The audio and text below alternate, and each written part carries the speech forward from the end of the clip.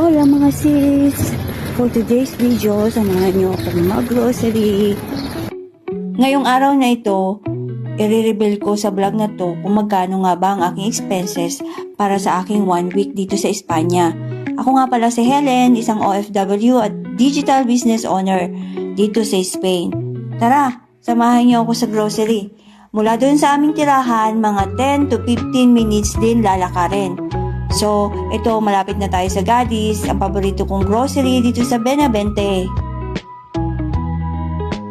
Sakto lang naman, ang laki ng grocery na ito, pang probinsya lang ang sizes niya.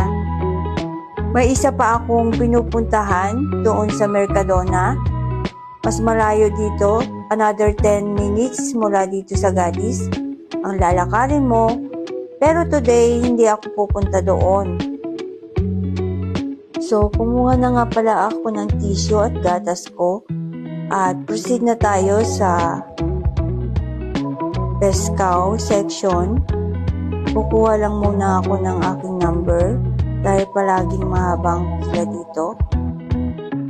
Dito sa Espanya, hindi uso ang mukhang singit. Aray ko. Dapat matuto kang rumispeto sa nauna, kaya kailangan mong kumuha ng number or pumila. Habang nagpipiking ako ng aking mga kailangan, may mahalaga akong imamarites sa inyo, mga sis. Ito ay para sa mga gustong magkaroon ng iba pang racket maliban sa pagiging content creator dahil yan po talaga naman ang trending sa ngayon. At pwede rin mag-digital business. Sa panahon ngayon, dapat madiskarte ka. Hindi na uubra yung may work ka lang. Dahil mahal na ang mga bilihin ngayon, said ang sahod mo. Madalas nga, kulang pa. Ito naman yung mga nuts na binibili ko. At ito, mani. Paborito ko yung Dolce Billet. Wait lang bago ako pupunta sa counter. Check lang muna natin kung nabili ko ba yung aking nasa master list.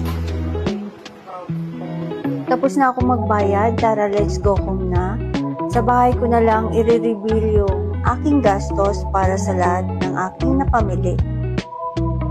Diyan, ito na po lahat yung mga nabili ko at tumataginting na 60 million. Ay, naku, 60 euro pala at kung i-convert natin sa peso, nasa 4,200 pesos na po yan. Kung ang palit ngayon ay 70 pesos for 1 euro. Napakakonti lang po niyan.